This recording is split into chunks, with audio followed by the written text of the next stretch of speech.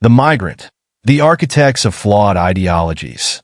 The twin suns bathed the settlement in a warm, golden light, casting long shadows over the bustling colony. Humans worked side by side, building homes and cultivating crops on this new planet in the Andromeda system. Among them was the Migrant, a man burdened by the collapse of Pangea, the world he had once called home. By day, he shared the lessons of history with settlers eager to forge a brighter future. By night, he wandered the settlement, alert to the signs of trouble, and trouble was not far behind. At the center of it all stood Lyra. She was striking, with sharp brown eyes and an unwavering presence that demanded attention. Her voice carried a confident tone that made people listen, even if they didn't fully agree with her. Lyra had been a minor official back on Pangea, working within its rigid power structures. Unlike the Migrant, who saw Pangea's systems as the root of its demise, Lyra remembered its order fondly. "We had stability," she often told those who would listen. "People knew their place. Decisions were made efficiently. Here, we're floundering because there's no structure, no leadership." Her words struck a chord with settlers overwhelmed by the chaos of starting over. The Andromeda system was vast and alien, its terrain unfamiliar, and its resources unpredictable. Lyra's promise of structure and order appealed to those longing for a sense of control. But Lyra's vision was not one of equality.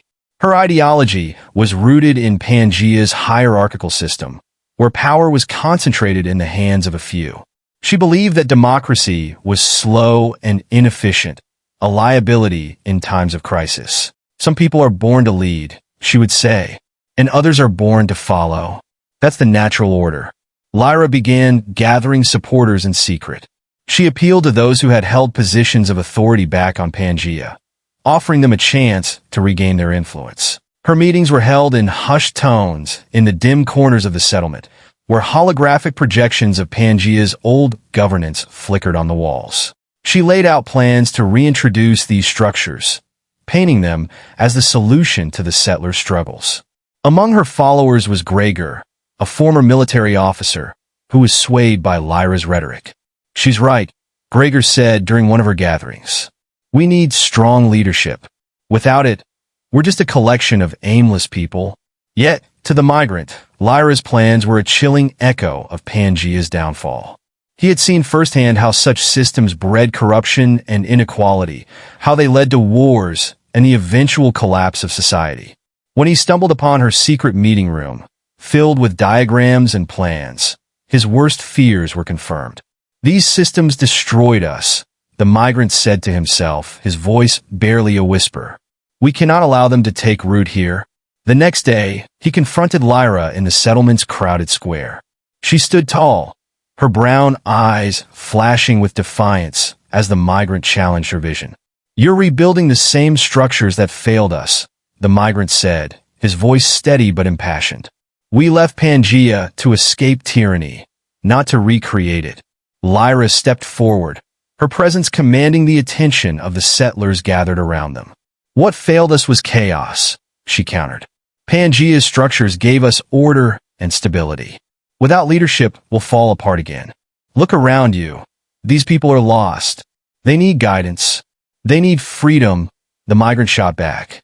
"Freedom to create something better. Order built on oppression isn't order. It's a prison." Lyra's words resonated with some, but not all. The Migrant saw the cracks in her support and knew he had to act. With the help of a small group of settlers, he devised a plan to expose Lyra's true intentions. They released a recording of one of her private meetings, where she spoke of consolidating power and suppressing dissent. "Democracy is weakness," Lyra's voice echoed across the settlement. "Only a select few should lead. The rest will follow." The reaction was immediate. Settlers who had supported her began to question her motives. Protests erupted, and Lyra's influence crumbled. In the aftermath, the Migrant stood before the settlers in the central square. His voice was calm, but carried the weight of conviction. "We have a choice," he said, "to rebuild the past or to create something new. This planet gives us a chance to start fresh, but only if we work together. We must learn from our mistakes, not repeat them." The settlers cheered, their unity renewed. Lyra, humbled but unrepentant, approached the migrant before leaving the square. "You've won today," she said, her voice cold. "But idealism doesn't last. People always return to what they know." "It's not idealism," the migrant replied. "It's hope." As the sun set, the settlement began anew. The migrant watched from a hilltop, his heart heavy with the knowledge that the fight for a better future was far from over. Thanks for joining us on the Travels of the Migrant, the Architects of Flawed Ideologies, Part 1. Join us as we continue the travels of the migrant as he traverses the cosmos in search of a home. Remember to like, share, and subscribe for future journeys. Leave a comment.